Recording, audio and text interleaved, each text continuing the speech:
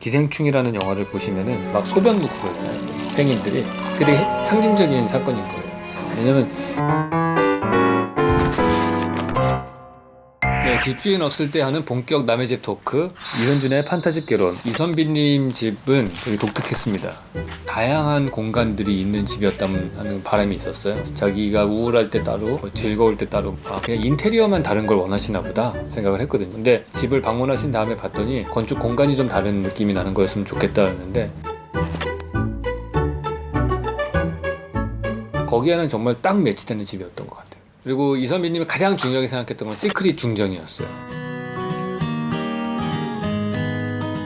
마당은 그냥 내가 사는 주거에서 야외 공간을 나 마당이라고 부르는데, 그 중에서 건물에 둘러싸여 있는 걸 중정이라고 하는 거죠. 뭐 항상 스포트라이트를 받는 직업을 6년 동안 해오셨고 주변 사람들의 시선을 따갑게 받는 분이셨기 때문에, 그래서 그거를 되게 견디기 어려워하셨던 것 같아요.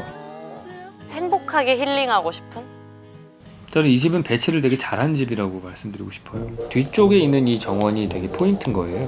들어온 다음에 맨 먼저 만나는 게 앞마당 정원이. 근데 뒷마당의 정원은 안 보이죠, 이때에는. 여길 나가려면 반드시 이 집의 현관을 거쳐서, 집 내부 공간을 거쳐서 여길 들어갈 수밖에 없는 거죠.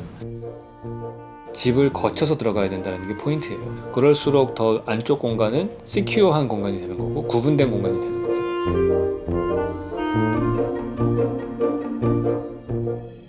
여러분들 그 자금성을 가서 보시면은 그 담장이 막 이런 식으로 계속해서 들어가 있고, 안쪽의 공간에 황제가 거하는 공간이 되어 있어요. 그래서 문을 통해서 들어간단 말이에요. 되게 시크릿한 공간이 되는 거예요. 그래서 회장님 방들도 비서실을 거쳐서 들어가게끔 되어 있다시피 안쪽의 공간이 훨씬 중요한 공간이 되는 거거든요.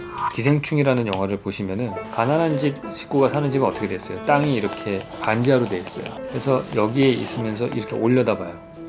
여기 있는 사람은 이 방을 들여다볼 수가 있어요, 창문을 통해서. 그 부잣집을 한번 비교를 해보시면은 처음에 알바하러 갔을 때 대문을 열고 들어가죠. 그 다음에 마당이 나오죠. 가정부 아주머니가 문을 열어주고 들어가요. 그러고 난 다음에 뒷마당에 사모님이 엎드려 자고 있어요. 여기서는 절대 이 안이 안 들여다 보이죠. 그리고 집이라고 하는 공간을 거쳐야만 갈 수 있어요.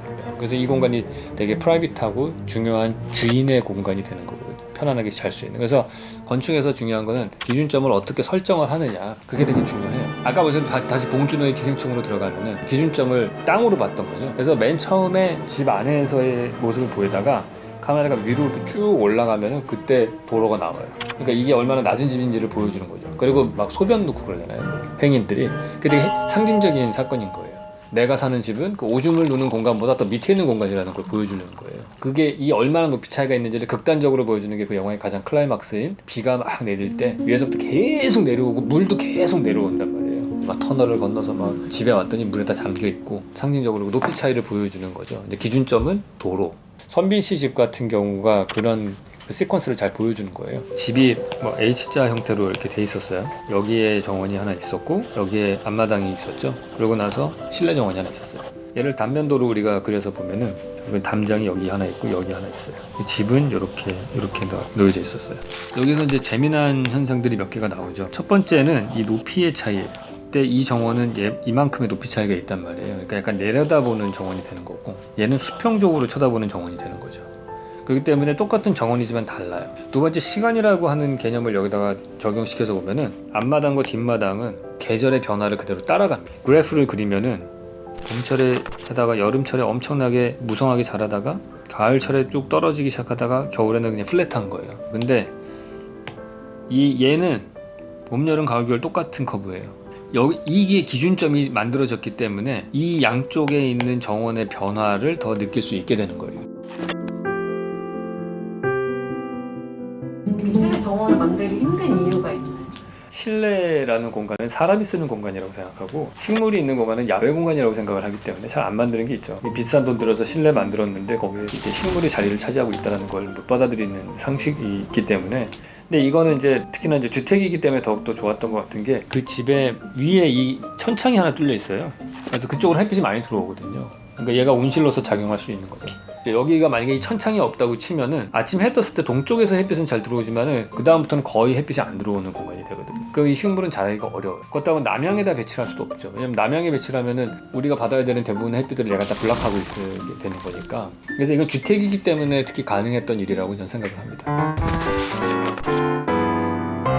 그 집에서 우리가 하나 더 배워야 되는 거는 뭐냐면은 공간이라고 하는 거가 3차원이죠. 그럼 X축, Y축, Z축으로 돼 있어요. 6면체죠, 이 공간은.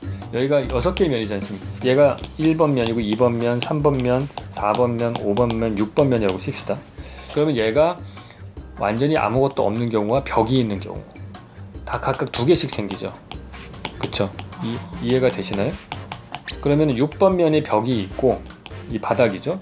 그 다음에 나머지가 다 뚫려 있다. 그건 뭐예요? 그냥 마당인 거예요. 근데 만약에 4번 면도 벽으로 돼 있다. 그러면은 이렇게 한쪽에 담장이 서 있는 마당이 되는 거죠.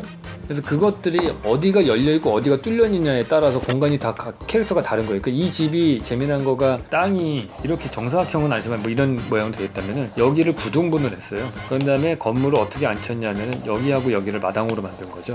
여기 벽으로 만들고 여기 벽으로 만들고 여기는 유리창으로 만들고 여기 유리창으로 만들었죠. 여기는 아예 아무것도 없어요. 그래서 그런 것들에 의해서 그 내 변을 벽으로 만들 거냐 투명 유리로 만들 거냐 아니면 조그만 창문을 뚫을 거냐 몇 가지가 생기지 않습니까? 그러니까 각각의 공간이 다 다르게 느껴질 수밖에 없는 거예요. 이 공간들이. 또 다른 변수 하나가 태양이죠. 똑같은 정원이라고 하더라도 이게 해의 위치에 따라서 시시각각으로 빛이 달라지니까 다른 공간이 되는 거고 거기다 또 얘가 녹지로 돼 있으니까 자연이 바뀌잖아요. 그 변수가 또 하나 있는 거죠. 그 다음에 마지막으로 여기 실내 정원이 하나 있었단 말이에요. 얘는 안 바뀌어요. 이 어느 쪽 벽이 열려있고 막혀있느냐에 따른 변수가 하나 있고 두 번째 변수는 해가 움직인다는 변수가 하나 있고 계절의 변화를 느낄 수 있는 마당과 못 느끼는 마당, 그러니까 실내 정원이라는 변수가 있고 그러면 베리에이션이 무지무지하게 많이 나오는 거예요. 그래서 이 공간이 좁지만은 되게 넓은 공간처럼 느껴지고 선빈 씨가 원하는 각기 다른 기분이 들을 때 내가 갈 수 있는 공간이 많은 거죠. 건축이라는 것은 사실 그렇습니다. 복잡하게 만들어서 그 형태 자체로 모든 걸 다 설명하려는 건축가들이 있어요. 근데 좋은 건축가들은 최소한의 액션을 취하고 그 안에서 변화하는 자연을 담아낼 수 있게끔 만드는 거죠. 비교 가능한 실내 정원이 있었기 때문에 시간의 흐름에 어떻게 보면 슬로우하게 움직이는 계절의 변화를 느낄 수 있게 해줬다는 거가 있고 담장이 있고 내 건물이 H자로 돼 있기 때문에 동쪽에서 떠서 서쪽으로 지는 거에 그림자를 내가 다르게 느낄 수 있게 해준 거고 그런 변화가 느낄 수 있게끔 설계가 된 거고 그런 게 좋은 설계라는 거죠.